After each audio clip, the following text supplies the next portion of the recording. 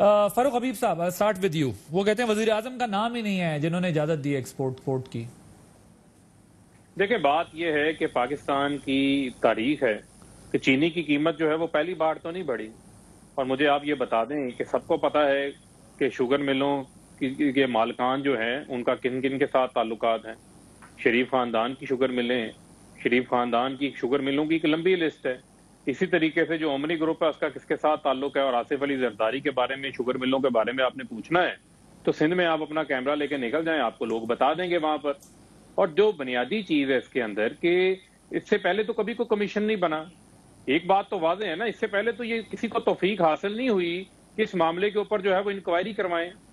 आपने जो है वो जानबूझ के अपनी हुकूमतों के अंदर मुसाफती की भी कमीशन जिसने इसको रेगुलेट करना था, बहुत सारे मामला थे, केन कमिश्नर थे, ऐसे लोग चुन चुन के लगाए जाते थे जो इस माफिया को जो है वो तहफ़्फ़ुज़ दें। ये तो पहली बार हुआ है कि एक चीज सामने आई जिसके ऊपर इमरान खान ने साफ और शफाफ इंक्वायरी करवाई और उस इंक्वायरी को करवाने के बाद किसी रिकॉर्ड को आग भी नहीं लगी, बल्कि जो है उस रिपोर्ट को पब्लिक किया गया। पब्लिक करने के बाद उसका फ्रांजिक कराया गया, फ्रांजिक की तफसीलात आने के बाद फिर पब्लिक किया गया और उसके अंदर लोगों को बुलाया भी गया, उनके साथ भी इंक्वायर किया गया।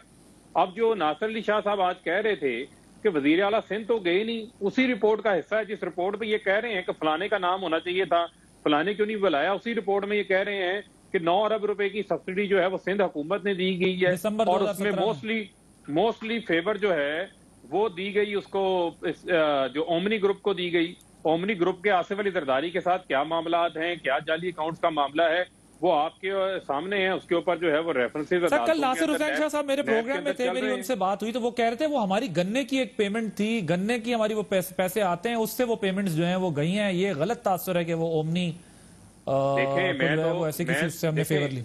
देखें, मैं तो ये बात कर रहा हूं कि उसकी बेनिफिशियरी कौन है, ओमनी ग्रुप है। ओमनी ग्रुप का बेनिफिशियरी कौन है, आसिफ अली जरदारी है।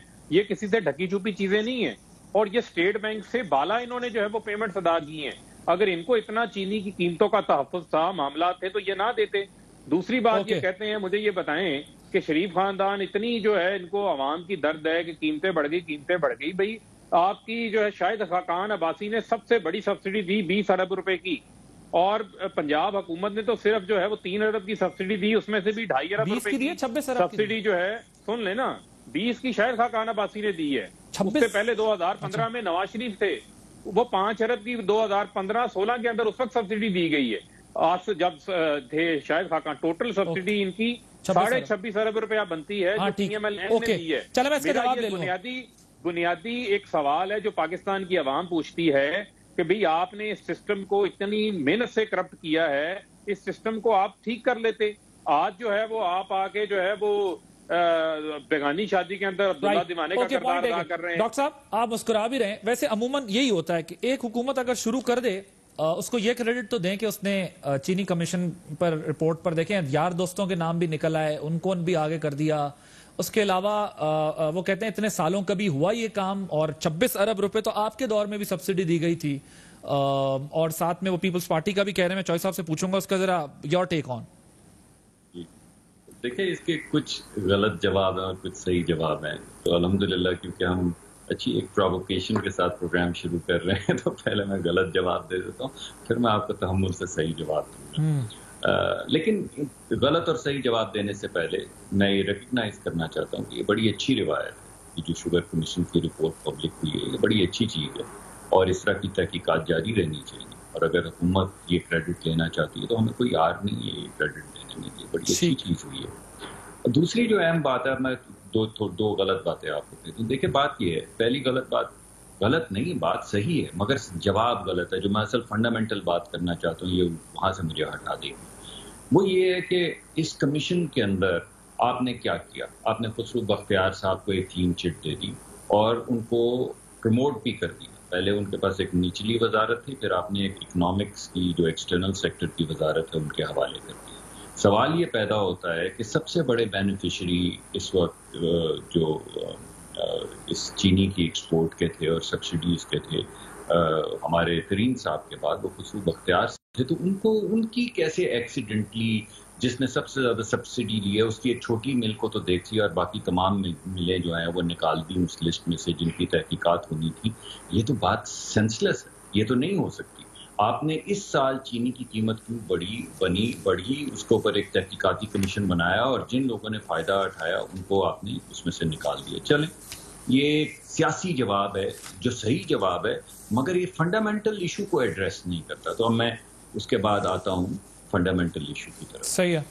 देखिए, फंडामेंटली बात यह है कि इस मर्तबा 2 फैसले हुए जिसकी वजह से चीनी की कीमत बढ़ी। एक फैसला ये हुआ कि हमने चीनी एक्सपोर्ट करनी है। इस रिपोर्ट के अंदर लिखा हुआ है कि पिछले साल हमारी पैदावार जो थी वो 5.26 मिलियन टन थी और हमारी जरूरत 5.2 मिलियन टन की थी। ये रिपोर्ट में लिखा हुआ है। और फिर दूसरी जगह पे लिखा हुआ है कि हमारी इस साल की जरूरत 5.2 मिलियन टन थी और हमने 4.8 मिलियन टन अभी तक प्रोड्यूस की। इसका मतलब है हमारे पास सरप्लस नहीं था।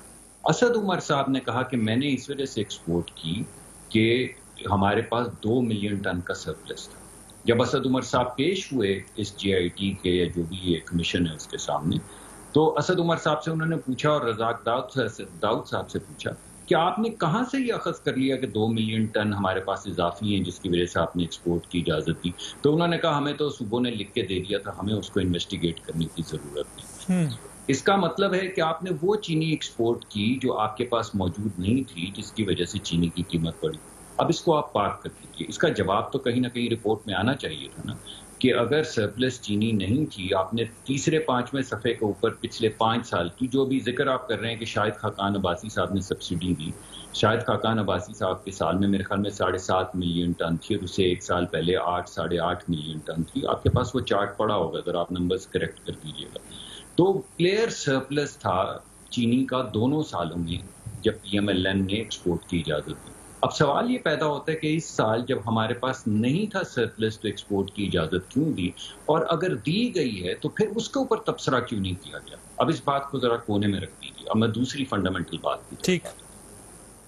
पंजाब की हुकूमत ने 3 अरब की सब्सिडी जो है वो डिक्लेयर कर दी। अब जब शाहिद खाकान अब्बासी साहब ने सब्सिडी दी थी तो उन्होंने 3 एनालिसिस किए थे। पहला एनालिसिस ये किया था कि हमारी जो सरप्लस है चीनी की पैदावार की कीमत कितनी है। दूसरा ये कि बैनुल अक़वामी इस वक्त कीमत कितनी है चीनी की, उनमें फ़र्क कितना है। और उस फ़र्क को इस्टेब्लिश करने के लिए ये देखा गया था कि हमारा एक्सचेंज रेट क्या है डॉलर का और रुपए का। 105 रुपए था उस वक्त जब वो बात हो रही थी, 115-18 रुपए था। बहरहाल इन तीनों चीज़ों को जब एनालाइज किया गया तो पता चला कि सब्सिडी के बगैर एक्सपोर्ट नहीं हो सकेगी और हमारे पास सरप्लस है। अब इस मर्तबा भी यही किया गया। वफाकी हुकूमत ने ये एनालिसिस किया तीनों चीज़ों को मद्देनजर रखे और फिर ये फैसला किया कि इन तीनों चीज़ों को जब हम देखते हैं कि जब पहले सब्सिडी दी जाती थी तो रुपए की कीमत 110-15 रुपए थी या 20 रुपए थी, अब 160, 70, 65 हो गई है जितनी भी उस वक्त थी। तो उन्होंने एनालाइज करके वफाकी हुकूमत ने कहा कि इस वक्त सब्सिडी नहीं बनती। जब वफाकी हुकूमत ने यह फैसला कर लिया कि एनालिसिस की बुनियाद पर सब्सिडी नहीं बनती तो फिर कैसे सूबाई हुकूमत ने उस एनालिसिस को ताक पे रख के सब्सिडी दे दी। ये तो एक क्रिमिनल ऑफेंस बन जाता है ना कि वफाकी हुकूमत कह रही है, ऐसा नहीं कि उन्होंने एनालाइज नहीं किया। तो ये दूसरा सवाल है जिसके ऊपर कोई कमेंट्री नहीं है। ये दो सवाल ये सर अगर क्विकली आप करें, फिर मैंने चॉइस साहब की तरफ जाना है, फिर मैं फरूख हबीब साहब से इसका जवाब भी तो देखिए फंडामेंटली होता ये है कि पाकिस्तान की जो कार्टेल्स हैं वो रियासत को हाईजैक करने की कोशिश करती हैं। अब ये रिपोर्ट ये तो बता रही है कि चीनी वालों में जिन लोगों ने नफा उठाया उन्होंने कितना नफा उठाया और उनकी क्या क्या मैल प्रैक्टिसेस हैं। इन मैल प्रैक्टिसेस की बुनियाद पे इनको भी अरेस्ट करना चाहिए और तमाम कारोबारी लोगों को करना चाहिए। ज्यादातर कमोडिटीज का जो काम करते हैं वो तमाम इसी तरह मैल प्रैक्टिसेस का शिकार हैं। तो ये अच्छा है, हमें इनको साफ करना चाहिए। लेकिन जिसने फायदा पहुंचवाया उसका जिक्र रिपोर्ट में नहीं है। यही बात हम कर रहे हैं और गालिबन यही बात चौधरी साहब भी। ये देखिए अगर ECC के अंदर फैसला एक्सपोर्ट का हुआ है तो ECC जिम्मेदार है इस बात। अब इसका कोई जवाब सामने आना चाहिए। इस जवाब की और असद उमर साहब को आप जिम्मेदार ठहरा रहे हैं?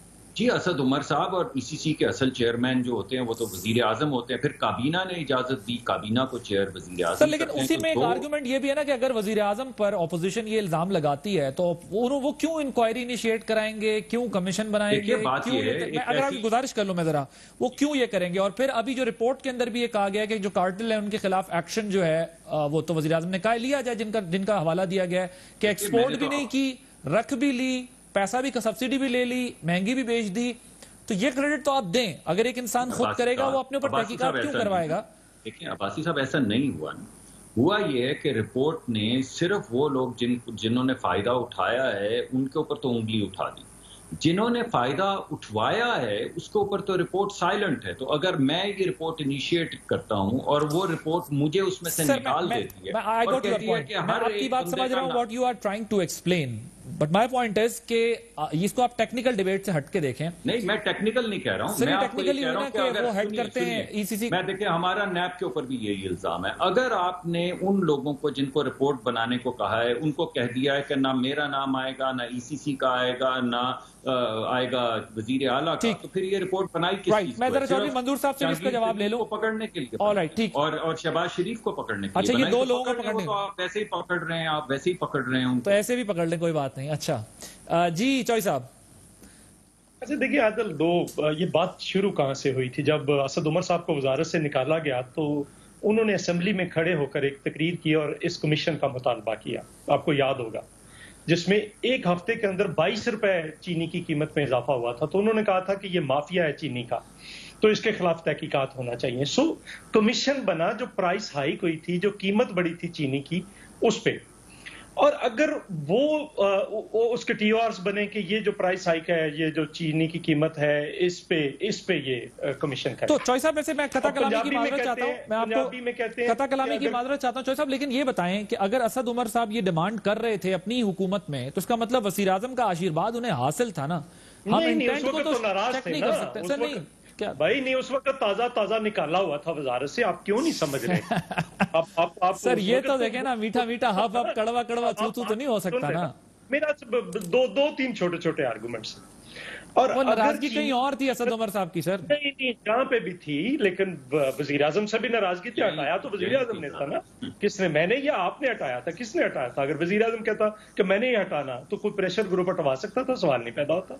ये तो ऐसी ही बात है जैसे पहले हम कर रहे थे बात। मैंने आर्गुमेंट किया, अगर कोई ना करना चाहता, वजीर आजम धमाके या भुट्टो साहब ना बनाना चाहते, कोई बना सकता था। ऐसे ही यहाँ पे है, अगर असद उमर को ना हटाना, दूसरी बात, फिर आर्गुमेंट दूसरी तरफ निकल जाएगा।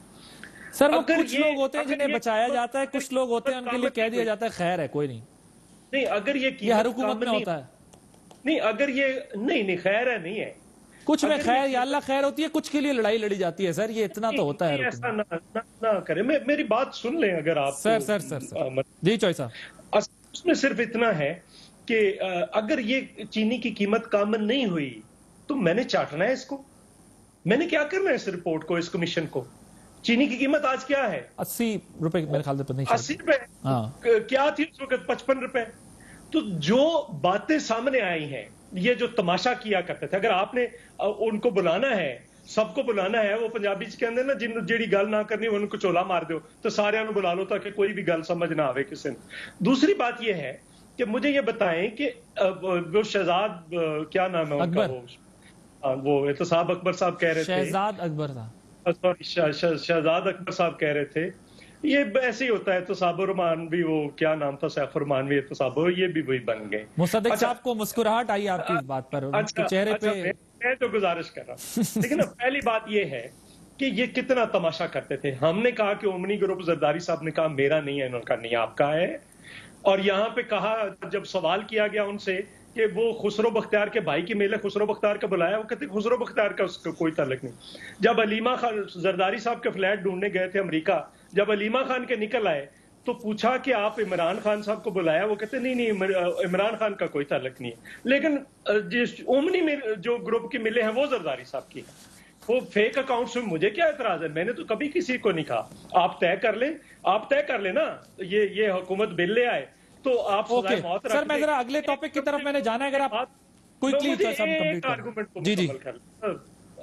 आप उसमें रख लें तो मुझे क्या एतराज है? जिन्होंने दी है ईसीसी, प्राइम मिनिस्टर, वो रजाक दाऊद साहब पंजाब के चीफ मिनिस्टर से शुरू करके फांसियां देनी है तो दे ले, पीछे लगे जाए, मुझे क्या है। दूसरी मेरी गुजारिश ये है सिर्फ सिंपल एक ये कहते हैं कि वो इस वक्त 50% से ज्यादा जो कार्टेल है वो गवर्नमेंट में बैठा है, 22% जहांगीर तरीन, 12% रहीम यार खान ग्रुप, ये दरेश शेख, ये हुमायूं अख्तर, ये तांदलिया वाला, ये सारे मिला के 50% से ऊपर बनते हैं। बाकी सारी सियासी पार्टियां, सारे मुल्क के सारे इंडस्ट्रियलिस्टों की 50% नहीं बनती। ओमनी ग्रुप का कितना हिस्सा है? 1.6%। ओमनी ग्रुप को जो सिंध ने मिली कितनी दी? सिर्फ 16% या 15.5%। और गालियां कितनी? और शहजाद अकबर साहब, सर आपका पॉइंट आ गया। मैं बात ये है शहजाद अकबर साहब क्या कह रहे थे कि सिंध के चीफ मिनिस्टर ने जुल्म यह किया कि अक्रॉस द बोर्ड सब सारी मिलों को दे दी। ये जुर्म है या ये सिलेक्टिव देना जुर्म है? ओके, अगर सारी मिलों को दिया ये जुर्म है, ये तो ठीक बात है। ऑलराइट, ठीक है, चलें लेकिन ये जानी किसानों को चाहिए जो किसानों को जा नहीं रही। फर्क मैं आता हूं आपकी तरफ, फर्क एक सेकंड मैं आता हूं आपकी तरफ। मुझे जॉय साहब इस पर मामला देखें, गुजारिश ये है कि अगेन वही बात है, एक चीज इनिशिएट हुई है, अगर कार्टेल हैं, यही जिन लोगों का आपने नाम लिया, ये इससे पहले पिछली हुकूमतों में भी थे, ये उससे पिछली हुकूमतों में भी थे, ये हर हुकूमत का हिस्सा हो जाते हैं। तो इन कार्टेल्स के खिलाफ अगर एक्शन होता है तो उसे हमें अप्रिशिएट करना चाहिए।